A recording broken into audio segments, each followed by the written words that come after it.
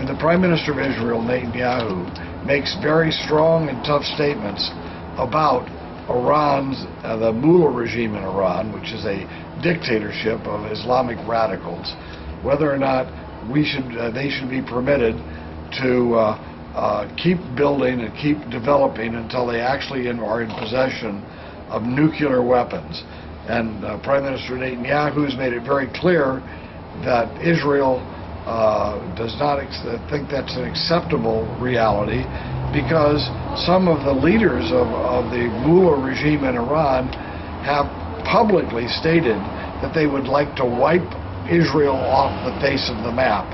that they would actually want to destroy Israel, and if you give them nuclear weapons, and you know that if Israel would retaliate against Iran, they would be killing all kinds of innocent people just in retaliation. So if Netanyahu wants to commit a military action, if that's the last alternative we have, is a military action by Israel to prevent the mullahs from having possession of nuclear weapons, well, it's a good thing.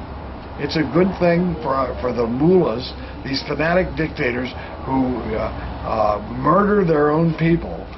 not to be able to possess nuclear weapons. And I would suggest that what we do is we word our support of Netanyahu, not that we're supporting his right to attack, even though if he has to, if that's the only way to go, well, that's the only way to do it. But we should say we support Prime Minister Netanyahu and his efforts to prevent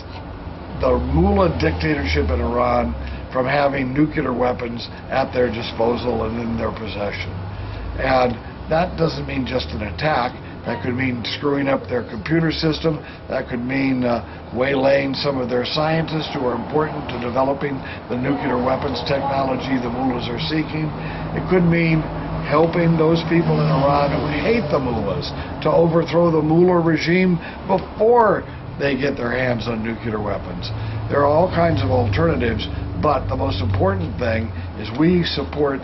Israel's right and Netanyahu's right and the other people in that region who don't believe that a fanatic,